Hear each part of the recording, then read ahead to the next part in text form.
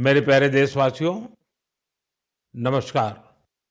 Monsoon के इस मौसम में प्राकृतिक आपदाएं देश की कसौटी कर रही हैं। पिछले कुछ हफ्तों में हमने बाढ़ और भूस्खलन का बड़ा कहर देखा है।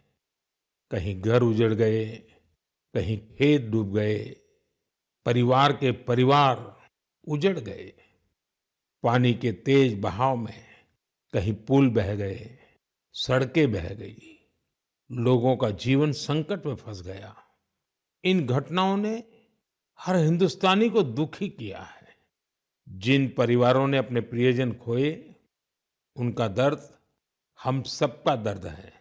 जहां भी संकट आया, वहां के लोगों को बचाने के लिए हमारे एनडीआरएफ, एसडीआरएफ के जवान, अन्य सुरक्षा बल, हर कोई दिन रात जुटे रहे।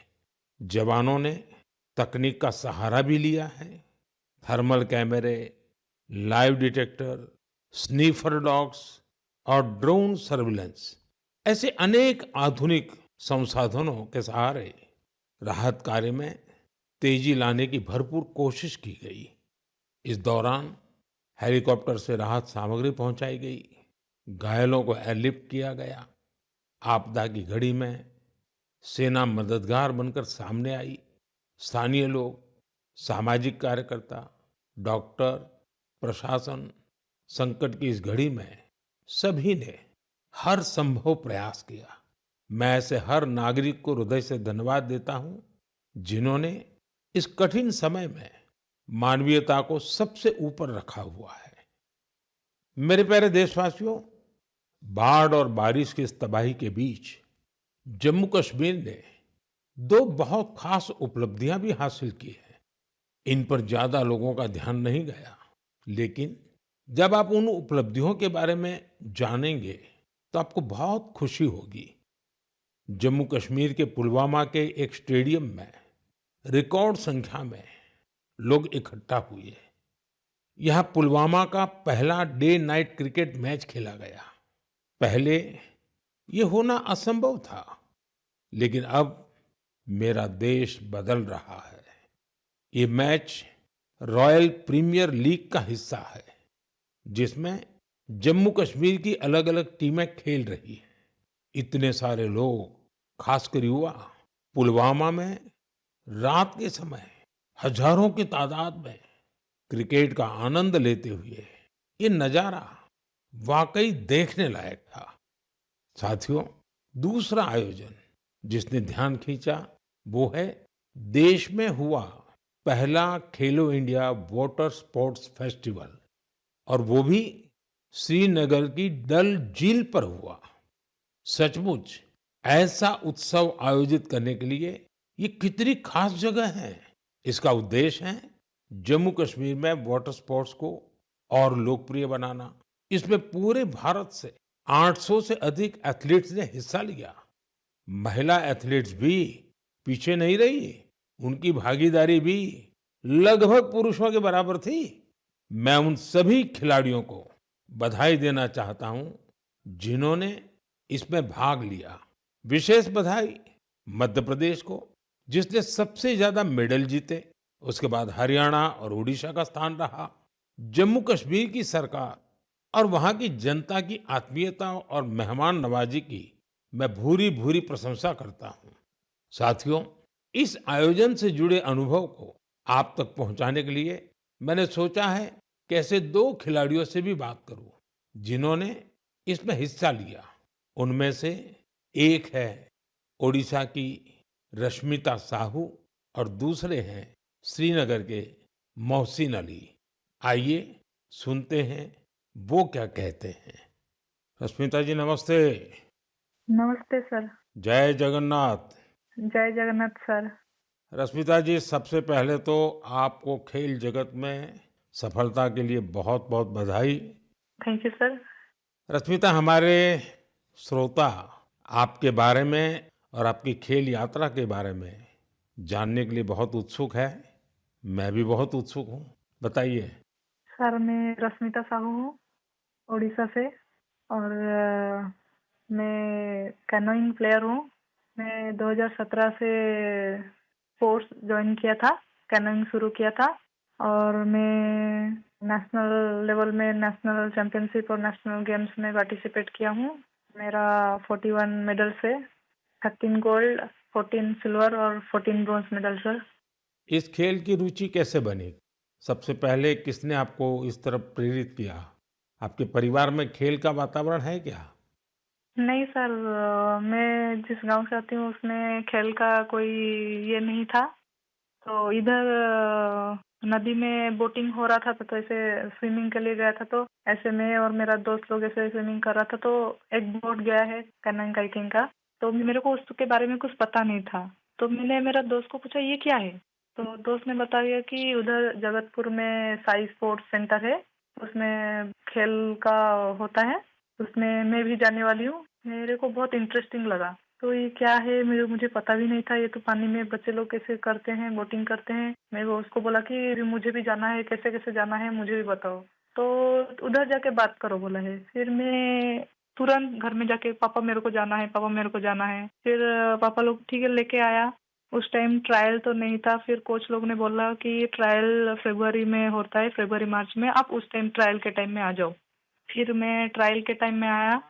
अच्छा रश्मिता, कश्मीर में हुए खेलो इंडिया वाटर स्पोर्ट्स फेस्टिवल में आपका स्वयं का अनुभव कैसा रहा? पहली बार कश्मीर गई थी? हाँ सर, मैं पहली बार कश्मीर गई थी। हम लोग को उधर फर्स्ट खेलो इंडिया वाटर स्पोर्ट्स फेस्टिवल आयोजित किया गया था। उसमें मेरा 2 इवेंट था, सिंगल 200 मीटर और 500 मीटर डबल में, और मैं दोनों में गोल्ड मेडल हासिल किया हूँ सर। अरे वाह, दोनों में ले आई हो। Yes sir. बहुत बहुत बधाई। Thank you sir. अच्छा रश्मिता, वाटर स्पोर्ट्स के अलावा आपकी क्या हॉबीज हैं? सर वाटर स्पोर्ट्स के अलावा सर मेरे को रनिंग बहुत अच्छा लगता है। जब भी मैं छुट्टी में जाती हूँ तब मैं रनिंग के लिए जाती हूँ। मेरा जो पुराना फील्ड है उधर मैं पहले थोड़ा सा फुटबॉल खेलना सीखी थी। तो उधर जब भी जाती थी मैं बहुत रनिंग करती हूँ और मैं फुटबॉल भी खेलती हूँ सर, थोड़ा बहुत। मतलब खेल आपके रगों में है।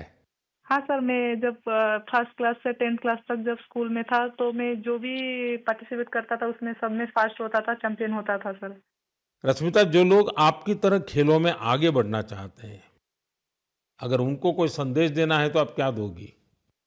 सर बहुत सारे बच्चे, उनको घर से निकलना भी मना होता है। और लड़की हो बाहर में कैसे जाओगे, और किसी किसी का पैसा का दिक्कत की वजह से वो लोग खेल छोड़ रहे हैं। और ये जो खेलो इंडिया का स्कीम हो रहा है उसमें बहुत सारे बच्चों को पैसा का भी मदद मिलता है और बहुत सारे बच्चों को बहुत सारे हेल्प मिल रहा है। उसके वजह से बहुत सारे बच्चे आगे जा पा रहे हैं। और मैं बोलूंगी सबसे कि खेल को छोड़ो मत, खेल से बहुत आगे जा सकते हैं। तो खेल तो एक खेल है लेकिन उसमें शरीर का हर अंश स्वस्थ भी रहता है। और खेल को आगे लेके इंडिया को मेडल दिलवाना हमारा कर्तव्य है सर।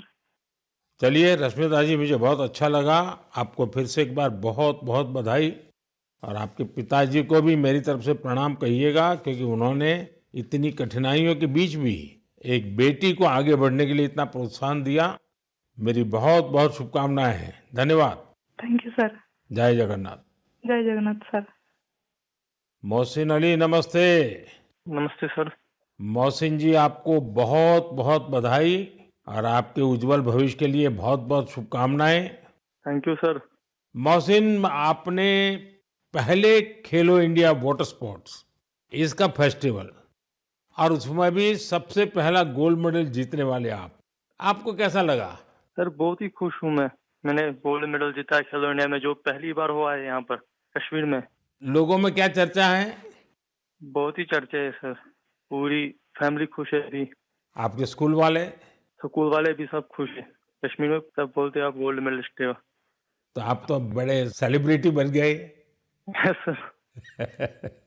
अच्छा, वाटर स्पोर्ट्स की रुचि कैसे बनी और उसके फायदे क्या नजर आ रहे हैं आप?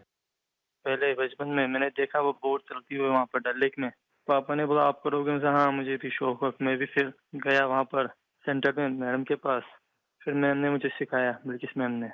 अच्छा मोहसिन, पूरे देश के लोग आए थे, पहली बार वाटर स्पोर्ट्स का कार्यक्रम हुआ, और वो भी श्रीनगर में हुआ, वो भी डल झील में हुआ। ये इतने सारे देश के लोग आए, तो वहाँ के लोगों को क्या फील होता था? बहुत ही खुशी है सर। सब बोल रहे अच्छी जगह है, पूरा अच्छा है यहाँ पर, फैसिलिटी सब कुछ अच्छी है, सब यहाँ पर सब कुछ अच्छा रहा है खेलो इंडिया में। तो आप कहीं खेलने के लिए कश्मीर के बाहर गए हैं कभी? इससे मैं भोपाल गया हूँ, गोवा गया हूँ, केरला गया हूँ, हिमाचल गया हूँ। अच्छा, फिर आप तो पूरा हिंदुस्तान देख लिए है। Yes sir. अच्छा, ये इतने सारे खिलाड़ी वहां आए थे, यस सर। तो नए दोस्त बनाए कि नहीं बनाए? सर बहुत दोस्त बना दिए, एक साथ भी घूमे हम यहाँ पर, डल लेक में, लाल चौक में, पूरे जगह घूमे हम सर, पहलगाम भी गए थे। यस सर, पूरी जगह। देखिए, मैंने तो देखा है कि जम्मू कश्मीर में स्पोर्ट्स टैलेंट बड़ा गजब का है जी। Yes sir. हमारे जो जम्मू कश्मीर के नौजवान है, वो देश का नाम रोशन करे, इतना सामर्थ्य है उनके अंदर, और आपने करके दिखाया है। सर मेरा ड्रीम है ओलंपिक में मेडल जीतना, वही ड्रीम है। वाह, शाबाश। वही ड्रीम है सर। देखिए, आपसे सुन करके ही मेरे तो रोंगटे खड़े हो गए। सर अभी वही ड्रीम है मेरा, ओलंपिक में मेडल जीतना, देश के लिए नेशनल एंथम बजाना, बस वही ड्रीम है मेरा।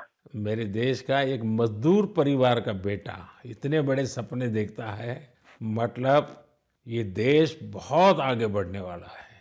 सर बहुत आगे बढ़ने वाला है, हम शुक्रगुजार है इंडिया गवर्नमेंट का जिनने इतना यहाँ पर खेलो इंडिया किया, यहाँ पर पहली बार हुआ है सर। तभी तो तुम्हारा स्कूल में भी जय जयकार चलता होगा। Yes sir. चलिए मोहसिन, मुझे बहुत अच्छा लगा आपसे बात करके, और मेरी तरफ से आपके पिताजी को विशेष रूप से मेरा धन्यवाद करना, क्योंकि उन्होंने मजदूरी की जिंदगी जी करके भी आपकी जिंदगी बनाई है, और आपने अपने पिताजी के शब्दों पर बिल्कुल आराम किए बिना 10 साल तक तपस्या की है। ये खिलाड़ी के लिए बहुत बड़ी प्रेरणा होती है, और आपके कोच को भी मैं बहुत बधाई देता हूं कि जिन्होंने आपके पीछे इतनी मेहनत की। मेरी तरफ से बहुत बहुत शुभकामनाएं, बहुत बहुत बधाई भैया। Thank you sir. नमस्कार सर। जय हिंद। साथियों, एक भारत श्रेष्ठ भारत की भावना देश की एकता, देश के विकास के लिए बहुत जरूरी है, और निश्चित तौर पर खेल इसमें बड़ी भूमिका निभाते हैं।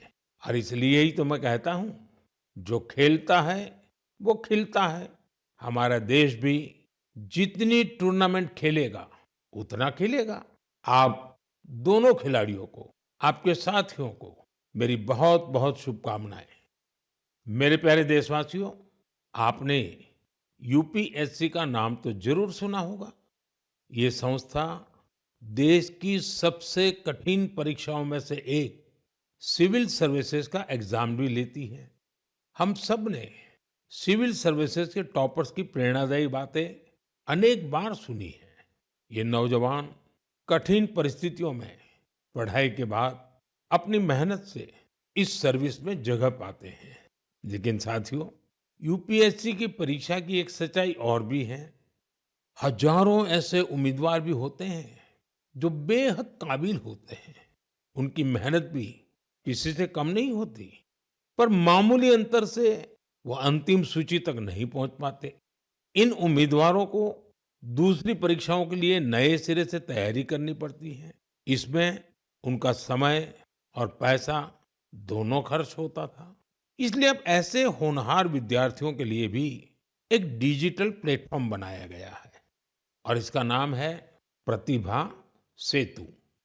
प्रतिभा सेतु में उन उम्मीदवारों का डेटा रखा गया है जिन्होंने यूपीएससी की अलग-अलग परीक्षाओं के सभी चरण पास किए, लेकिन अंतिम मेरिट लिस्ट में उनका नाम नहीं आ पाया।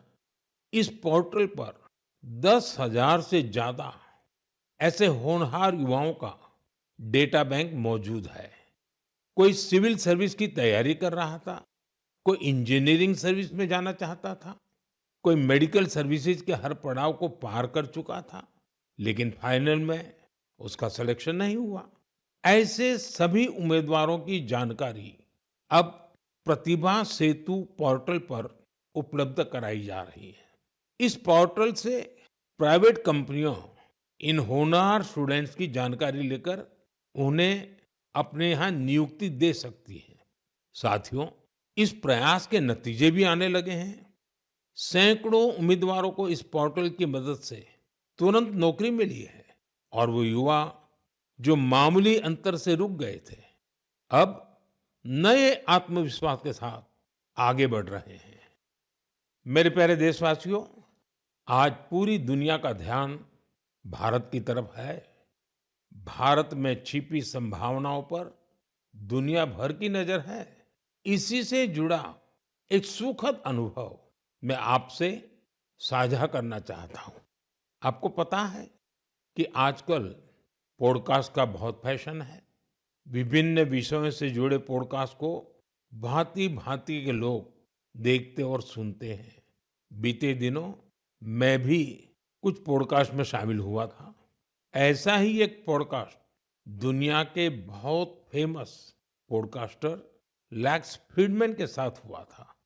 उस पॉडकास्ट में बहुत सारी बातें हुई और दुनिया भर के लोगों ने उसे सुना भी।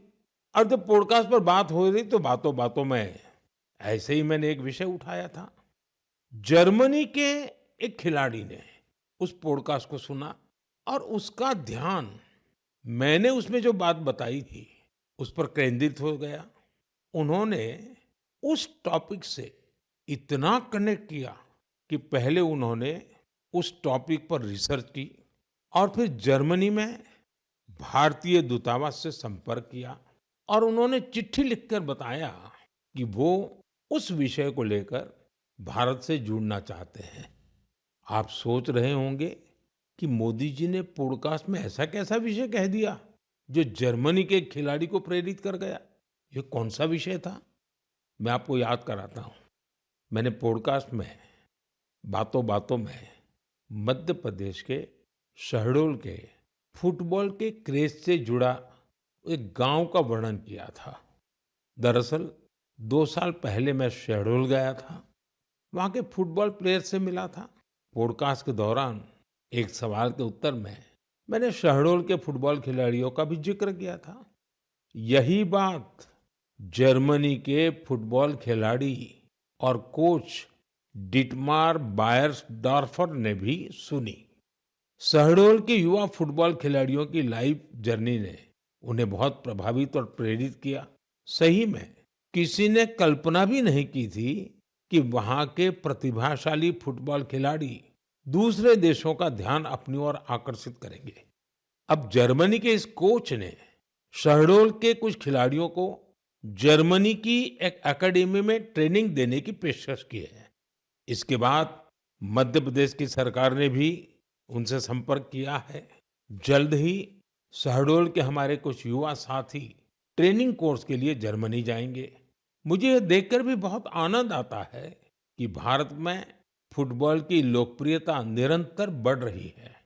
मैं फुटबॉल प्रेमियों से आग्रह करता हूं कि जब समय मिले वे शहडोल जरूर जाएं और वहां हो रहे स्पोर्टिंग रिवॉल्यूशन को करीब से देखें। मेरे प्यारे देशवासियों, सूरत में रहने वाले जितेंद्र सिंह राठौड़ के बारे में जानकर आपको बहुत सुखद एहसास होगा। मन गर्व से भर जाएगा। जितेंद्र सिंह राठौड़ एक सिक्योरिटी गार्ड है और उन्होंने एक ऐसी अद्भुत पहल की है जो हर देशभक्त के लिए बहुत बड़ी प्रेरणा है। पिछले कुछ वर्षों से वो उन सभी जवानों के बारे में जानकारियां जुटा रहे हैं जिन्होंने भारत माता की रक्षा में अपने प्राण न्योछावर किए हैं। आज उनके पास प्रथम विश्व युद्ध से लेकर अब तक शहीद हुए हजारों वीर जवानों के बारे में जानकारियां मौजूद है। उनके पास शहीदों की हजारों तस्वीरें भी हैं। एक बार एक शहीद के पिता की कही गई बातें उनके हृदय को छू गई। शहीद के पिता ने कहा था, बेटा गया तो क्या हुआ, वतन तो सलामत है ना। इस एक बात ने जितेंद्र सिंह जी के मन में देशभक्ति का एक अद्भुत जुनून भर दिया। आज वो कई शहीदों के परिवारों के संपर्क में है। उन्होंने करीब 2,500 शहीदों के माता पिता के चरणों की मिट्टी भी अपने पास लाकर रखी है। ये सशस्त्र बलों के प्रति उनके गहरे प्रेम और जुड़ाव का जीवंत उदाहरण है। जितेंद्र जी का जीवन हमें देशभक्ति की वास्तविक सीख देता है। मेरे प्यारे देशवासियों, आजकल आपने देखा होगा, अक्सर घर की छतों पर, बड़ी इमारतों पर, सरकारी दफ्तरों में सोलर पैनल चमकते हुए दिखाई देते हैं। लोग अब इसके महत्व को समझ रहे हैं और खुले मन से अपना रहे हैं। हमारे देश पर सूर्यदेव की इतनी कृपा है, तो क्यों न उनकी दी हुई उस ऊर्जा का पूरा उपयोग करें। साथियों, सोलर पावर से किसानों की जिंदगी भी बदल रही है। वही खेत, वही मेहनत, वही किसान, लेकिन अब मेहनत का फल कहीं ज्यादा है। ये बदलाव आ रहा है सोलर पंप से और सोलर राइस मिल से। आज देश के कई राज्यों में सैकड़ों सोलर राइस मिल लग चुकी है। इन सोलर राइस मिलों ने किसानों की आय के साथ ही उनके चेहरे की रौनक भी बढ़ा दी है। साथियों, बिहार की देवकी जी ने सोलर पंप से गांव की किस्मत बदल दी है।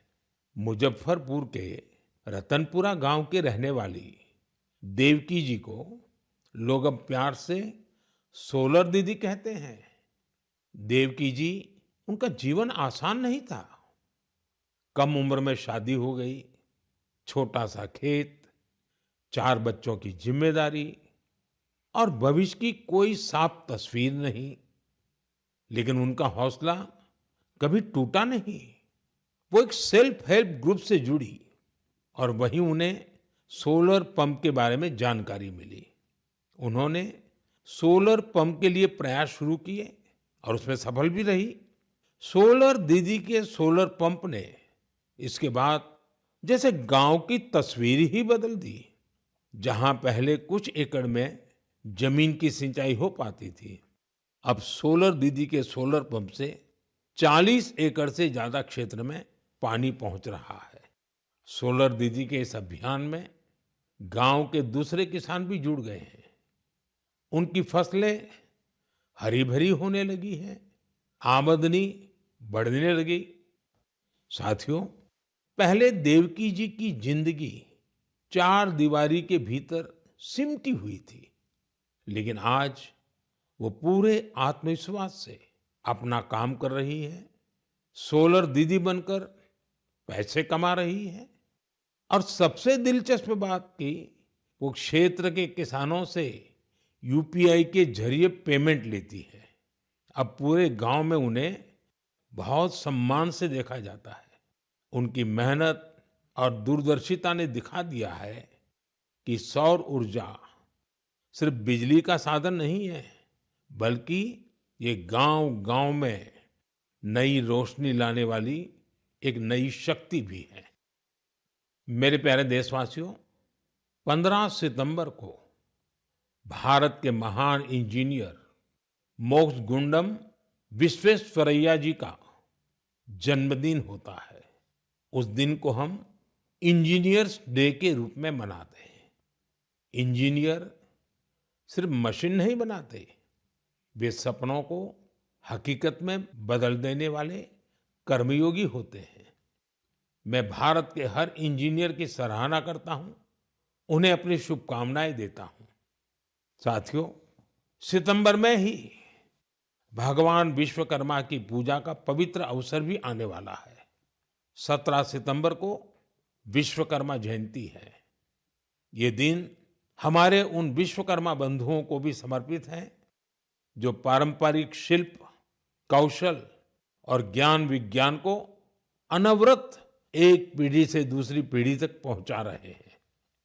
हमारे सुतार, लोहार, सोनार, कुम्हार, मूर्तिकार, बढ़ई मिस्त्री हमेशा से भारत की समृद्धि की बुनियाद रहे हैं। हमारे इन विश्वकर्मा बंधुओं की मदद के लिए ही सरकार ने विश्वकर्मा योजना भी चलाई है। साथियों, अब मैं आपको एक ऑडियो रिकॉर्डिंग सुनाना चाहता हूं।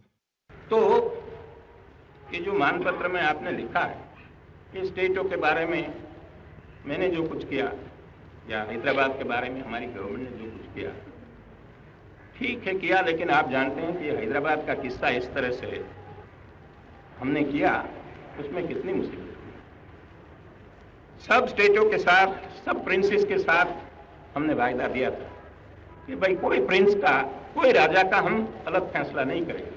सबका एक हिसाब, जैसे सबका होता है ऐसा उनका भी। लेकिन उनके लिए हमने वहां तक अलग समझौता किया। साथियों, ये आवाज लौह पुरुष सरदार वल्लभ भाई पटेल की है। हैदराबाद की घटनाओं पर उनके स्वर में जो पीड़ा है, उसे आप महसूस कर सकते हैं। अगले महीने सितंबर में हम हैदराबाद लिबरेशन डे भी मनाएंगे। ये वही महीना है जब हम उन सभी वीरों के साहस को याद करते हैं जिन्होंने ऑपरेशन पोलो में हिस्सा लिया था। आप सबको मालूम है कि जब अगस्त 1947 में भारत को आजादी मिली तो हैदराबाद अलग ही स्थिति में था।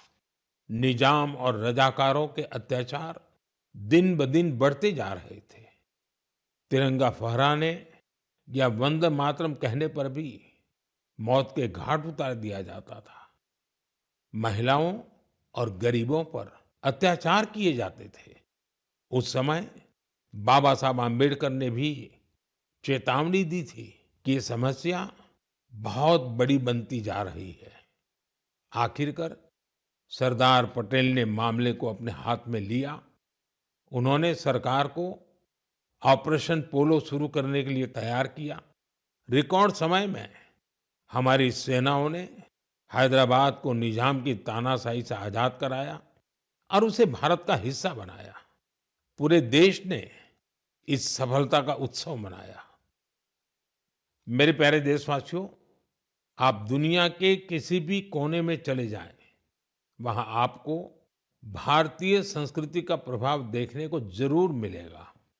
और ये प्रभाव केवल दुनिया के बड़े शहरों तक सीमित नहीं है, बल्कि इसे छोटे छोटे शहरों में भी देखा जा सकता है।